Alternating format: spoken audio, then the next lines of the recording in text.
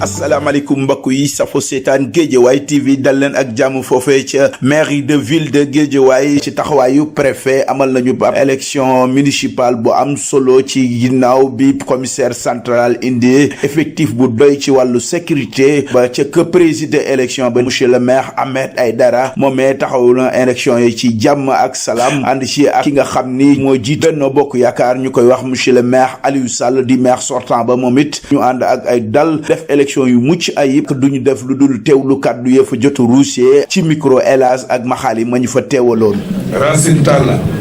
Dieynaba Traoré Sada Sall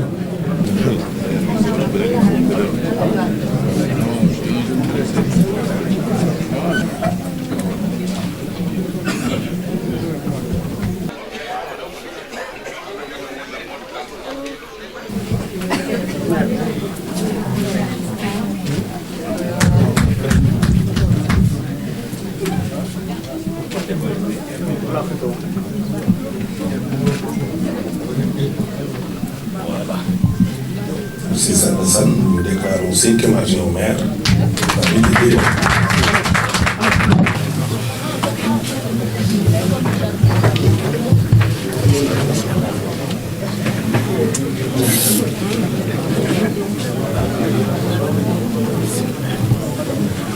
Madame Awa Diaw, déclarée 14e adjointe au maire de la ville de Guédiawaye. lii rek moom moo fi xew wax ji jarul muy gudd voté nañu ci jàmm ak salaam installé bureau municipal ci dal ci yar ak ci tegg li feeñ tey wane na ne Guédiawaye benn bopp la te ñëpp mën nañu joxante loxo liggéey looloo feeñ tey ak li muy guddi yëpp ñëpp a ngi toog ñu félicité tous les adjoints ci premier bi Cheikh Sarr ba ci ku mujj léegi di Awa Diaw ñu am mbégte ci ñi fi toogal buur di représentant état c'est le préfet mi ngi nii ak le commissaire tàllal loxo tam équipe sortante nga xam ne Aliou Sall moom moo ko jiite tàllal loxo tamit le président de la république monsieur Macky Sall tàllal loxo toutes les entités yi nga xam ne ñoo fi nekk parce que tey amul couleur Guédiawaye benn couleur la conseil yëpp ñoom ñoo égoo tolloo ñu sant ñëpp nag gërëm ñëpp ci dal gi mbir mi àndal tey di ñaan yàlla it yàlla may ñu ndam fii ba juróomi at yii di ñëw ñu joxante loxo liggéey ñu baaluwaat àq ñëpp nag insha allah rek ñu baaluwaat àq ñëpp waaw ak ñu nekkoon seen kër mbir mi yàgg na gudd na ak li fi xewoon ba dépassé tuubal baalu àq Sénégal gépp rawatina doomu Guédiawaye voté ñu sant ñëpp nag vraiment gërëm ñëpp tey nag fa nekk bis bu mag a mag a mag surtout ci man ay maire bi sax ñibbi na nee naa ñi ma fi takkal bande bi yëpp bu Aïda Sow Diawara bi moo ma xaw a marqué waaw mi ngi noonu toog parce que daf ma doon jàngal waaw bu ñu jógee Kër Pauline école 17 dem Kër Pauline ba yàlla dogal tey lii xew waaw mu nekk lu rëy daal même waaye yeew yi takk sax bosam bi moom moo gën a waaw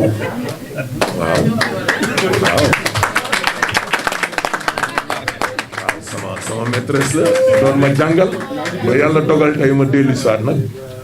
jàkkaarloog moom kon loolu kontaan naa waaw sant ñëpp daal en tout cas gërëm ñëpp waaw di ñaan yàlla nag yàlla doon na jàmm ci am mbégte lool ci bëccëg ak guddi gi nga xam ne ñu ngi ko fekkee ci taxawal bureau municipal ville de Guédiawaye muy tànn ay adjoint au maire yi nga xam ne keroog bañ koy jéem a def coow li bëri na lool wax ji bëri na lool tey ji nag li fi am wane na ne loolu ñu bëggoon mënoon na am ndax amal nañ ko tey muy def élection ci jàmm ci salaam démocratie bi exprimé wu ñi nga xamante ni yàlla jox na leen ak population bi majorité ci conseillers yi parce que majorité dañ koy tabax ki nga xam ne maire la loi bi moo ne suffrage universel képp ku jiitu rek yooyu yaay maire waaye nag ci démocratie assemblée bi majorité dañ koy tabax yàlla def na comme ñun am nañ ay conseillers ànd ak bloc bu dëgër muy blocu Benno Bokk Yaakaar am fanweer ak juróom-ñaari conseillers yàlla def ñu mën a déggoo ak yeneeni conseillers yoo xam ne bokkuñu coalition loolu mayoo ñu may tey ñu tabax ci biir ville bi benn majorité municipale mu nekk loo xam ne lu bees la nga xam ci Sénégal dinañ fi indi loo xam ne mën nañ ko wooye cohabitation municipale boo xam ne nag dëgg la maire bi moo ci ëpp doole ndax loi ci wàllu décentralisation moo jox maire ay coobare yu nga xamante ni dafa am doole waaye ba mu ko joxe loolu nag dafa jox bureau municipal bi doole pour muy gunge maire bi benn di saytu la muy def waaye tamit di ko évaluer di def suivi loolu nag chance la pour population de Guédiawaye ñu am mbégte lool ci li nga xamante ni am nañ tey domination ci bureau bi ci fukki adjoint ak ñeent nga boole ci maire bi ñun remporté nañ fukk yi ak benn ñun ak sunuy partenaire ba tax na danañu gunge maire bi ci li nga xam liggéey la waaye danañu saytu lépp lu muy def bàyyi ci xel nag lenn rek muy intérêt population Guédiawaye donc mel na ni leadership bi nga xamante ne bennoo yoroon na ko donte maire bi bokkatul bennoo waaye leadership boobu ñu ngi koy maintenir ci biir conseil municipal ak ci biir bureau municipal surtout bi nga xamee ne ñetti commune muy Wakhinane Médina Gounass ak Ndiarème yëpp ci loxo coalition bennoo la nekk tey ñuy profité di remercier waaye di féliciter maire yooyu nga xam ne ñoo jiite commune yu am solo yooyu ci département de Guédiawaye. Directeur de cabinet du maire Ahmed Aïdara dafa am ay leeral yu ma bëggoon a apporter par rapport ak li xew fii tey jii ci Guédiawaye ci mairie bu Guédiawaye tey l'histoire retiendra que l'opposition a trahi Guédiawaye li tax ma naan l'opposition a trahi Guédiawaye bi élection yi jeexee dañoo wàññi sunu ay voix ñu rawee le maire sortant Alioune Sall plus de 6000 voix loolu nekk précision de taille ay nit nag jóg nañu ne ñun amuñu majorité am nañu majorité parce que koo rawee 6000 voix li nga ko rawee bari na ce qui se passe mooy dafa am arrondissement yoo xam ne ñoom ñoo ko remporté foofu la seen ay conseillers jóge mais Yewwi Askan Wi ci département bi di la maire Ahmed Aïdara dafa raw Alioune Sall de 6000 voix bi ñu ko rawee de 6000 voix askan wi joxe nañu seen bopp ne fii la ñu féete tey ñu gis ab trahison bu rëy bu ay nit def poignarder Guédiawaye poignarder la volonté populaire de Guédiawaye parce que ki jiitu jël mairie bi war nañu ko may possibilité mu doxal gérer à sa guise comme ni ñu ko defalee woon la maire Alioune Sall mais malheureusement tey dañu am déception bu rëy si ñu doon woowe opposition boobu nag dañu siy jiital ki ñu naan Ndiogou Malick Dieng di responsable PDS di wàllu ma koy wax à l'opinion nationale et internationale ñi doon suivre li xew fi yëpp gis nañu ko c'est pourquoi nous en tant que maire en tant que organisateur de l'installation des maires on a préféré laisser les caméras entrer pour mu leer pour monde entier bi yëpp teg seen bët ne amoon nañu jóg pour nasaxal la maire Ahmed Aïdara Ndiogou Malick Dieng Racine Ba bu gëm sa bopp Moulay Tamara c'est des noms à retenir pour l'histoire de Guédiawaye. Ils ont tué Guédiawaye. tey wane nañu xar tanamu Guédiawaye bu ñaaw parce que dañu déclaré woon seen bopp ne dañoo nekk ci opposition. bu ñu demee élection ba pare ñun jàppoon nañu ne li ñu doon woote mooy ànd ak opposition bi voté changement waaye ñu gis ay responsable yoo xam ne xaalis ak ay intérêt moo tax tey ñu jaay Guédiawaye moo tax ñun ñu préférer perdre dignement devant tout le monde dem jusqu'au bout parce que bëgg nañu wane ne ñun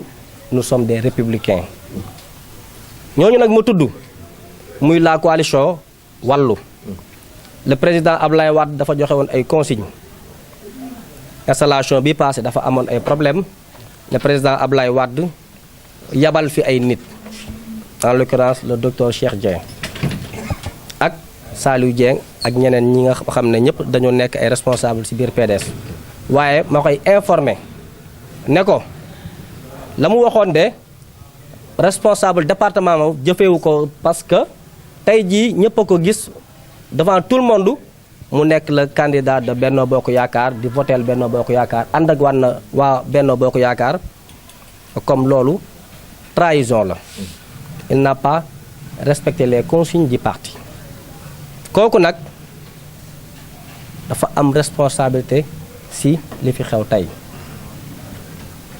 waa gëm sa bopp it seeni njiit aussi bokk nañ ci responsable yi nga tane bokk nañ li fi am tey jii ñun nag ñu baree ngi wax naan est-ce qu'on a négocié est-ce qu'on a négocié ñu bëri di ko lam-laamee amu fi lu lëndëm ñun nekkuñu entité boo xam ne dafa bëgg a gérer moom rek en solitaire bi mbir mi amee am na ay propositions yu fi jóg les gens nous ont demandé de parler avec entité yi fi nekk yépp pour ñu waxtaan ak ñoom am na ay entité yu waxtaan ak ñun biig ba 3 heures du matin xëy ñëw soppi lépp wor Guédiawaye loolu moo waral situation bi am et ñu koy naqarlu di invité Aliou Sall le maire sortant dañu ko bàyyi mu liggéey dañu ko joxoon wàccuwaayam ma gis ne tey doxalinam nekk na doxalin bu indigne il a déshonoré Guédiawaye il a prouvé aujourd'hui à la face du monde qu'il ne méritait pas d'être le maire de Guédiawaye parce qu'aujourd'hui il est venu avec un groupe d'anciens maires yoo xamante ne dawal nañ seeni ay mandat ba seeni mandat jeex te liggéeyuñ ci dëkk bi ñu dàq leen mu ñëw plus de 15 maires yoo xam ne am dañoo wàcc ñooñu la àndal ba tey ñu ci bëri nekkoon fi maire ci département bi ak ci commune yi ñooñu la àndal jox leen doole pour ñu poignarder Guédiawaye loolu mooy li fi am donc nag nous on les laisse devant l'histoire bàyyi leen ak seen conscience et ñun di sargal nag askanu Guédiawaye bi ñu voteel di dalal seen xel di leen wax ne même bu ñu amuloon benn adjoint maire ci circonstances yi la Yewwi Askan Wi est fier Yewwi Askan Wi def na li mu waroon a def taxaw na défendre volonté populaire bi moo tax ñun dañoo proposer ay candidats ci lépp leen wax ne nag tâche bi du yomb parce que dañoo nekk ak ay nit yu jug pour yàq ak def sabotage moo tax ñu taxaw bii taxawaay tey fii ci Guédiawaye fii ci mairie bi sabotage boobu nag ñu ngi woo askan wi yëpp ñu arbitrer ñu ngi leen di wax ñu arbitrer te jàpp nag ba turu ñi nga tane ñoo jóg pour nërmel Guédiawaye di leen wax ne duñu wàccee sunu loxo duñu toqi pour taxawal leen loolu ñu joxoon ne dañoo bëgg ñu defaral leen Guédiawaye incha allah ba adjoint maire yi ñëw taxaw bëgg a foqati la volonté populaire duñ ñu teree liggéey lépp lu ñu mën incha allah dinañu ko def di leen tàllal sunu ay loxo di leen wax ne nag lii ce n'est que le commencement dañoo nekk ak ñoo xam ne bëgguñu Guédiawaye yéenewuñu Guédiawaye dara waaye ñun incha allah lépp lu ñu war a def incha allah am danañu ko def di leen ki ñu ko rassurer wasalaam. Je vais laisser à Mor Diaw peut-être me compléter. Il a été aussi parmi les membres de la coalition Yewwi Askan Wi. Mor, vous pouvez... Vous le savez, vous tous, vous avez constaté aujourd'hui ce qui s'est passé dans la salle de délibération de la mairie de Guédiawaye. Je tenais juste à rappeler que lors de joute électorale du 23 janvier passé, Guédiawaye a voté massivement pour le candidat Ahmed Aïdara et Yewwi Askan Wi. Nous avons eu plus de 6000 voix de différence entre Yewwi Askan Wi et Benno Bokk Yakaar. Il se trouve qu'aujourd'hui, le Benno Bokk Yakaar, principalement Aliou Sall et ses affidés, ont pris d'assaut la salle pour pouvoir avoir le maximum d'adjoints au maire. À l'issue du vote, il se trouve que Benno Bokk Yakaar et ses alliés ont eu 11 sur les 14 adjoints. Nous tenons juste à préciser une chose. Au moment où les populations de Guédiawaye ont voté massivement pour Ahmed Aïdara et la coalition Yewwi Askan Wi, ce qui était normal bien évidemment est que Yewwi Askan Wi soit majoritaire au niveau du bureau municipal. Il se trouve qu'après échange avec le groupe des 10, je rappelle toujours aussi que ce groupe est de l'opposition, d'autant plus que nous tous, nous avons battu campagne contre le candidat Aliou Sall pour le départ du candidat Aliou Sall. Par conséquent, si aujourd'hui, à notre grande surprise, aujourd'hui, Guédiawaye nous suit, le monde entier nous suit. Ce qu'on peut retenir aujourd'hui est que le groupe des 10, en l'occurrence, les conseillers de Wallu Sénégal, de Gëm Sa Bopp, de And Nawlé, qui tous avaient battu campagne contre le candidat Aliou Sall, se sont alignés du côté de Benno Bokk Yakaar, au détriment de Yewwi Askan Wi. Et c'est triste et regrettable. Mais n'empêche, aujourd'hui, nous, Yewwi Askan Wi, nous pensons que l'heure est au travail. On n'a pas besoin d'épiloguer sur ces questions. Ce qui est clair est qu'au début, nous avons lancé, ou bien nous avons soulevé les incongrues devant le préfet, en lui rappelant également ce que nous avions pris comme incongru la fois dernière, c'est-à-dire la présence de la mère et de sa fille, devant le préfet. Le préfet a constaté et lui-même, il a fait une interprétation par rapport à la loi. Maintenant, je me réserve de dire si nous allons faire un recours par rapport à ça, mais ce qui demeure constant est qu'aujourd'hui, ce qu'il faut retenir est que les conseillers de l'opposition qui avaient battu campagne contre le candidat Aliou Sall se sont rangés du côté de Benno Bokk Yakaar et de Aliou Sall, au détriment, comme j'ai dit, de Yewwi Askan Wi et des populations de Guédiawaye qui ont voté pour Yewwi Askan Wi. Ceci étant, le candidat ou le maire Ahmed Aïdara et tous les conseillers en bandoulière, le développement de Guédiawaye vont faire en sorte de pouvoir répondre aux aspirations des populations. C'est pourquoi nous appelons tout le monde au travail. Cet épisode est dépassé. Peut-être avec nos conseillers, on verra ce qu'on peut faire par rapport à la situation actuelle. Mais comme j'ai dit, le maire Ahmed Aïdara a fait un appel à l'ensemble des populations de Guédiawaye et principalement tous les conseillers pour qu'on puisse maintenant se pencher réellement sur les questions des préoccupations des populations de Guédiawaye. Donc, c'est juste ça qu'on voulait passer comme message. Dire en premier lieu que ces conseillers de l'opposition ont trahi Yewwi Askan Wi, ont trahi l'opposition qui avait battu campagne contre le candidat Aliou Sall, pour rallier Benno Bokk Yaakaar et Aliou Sall.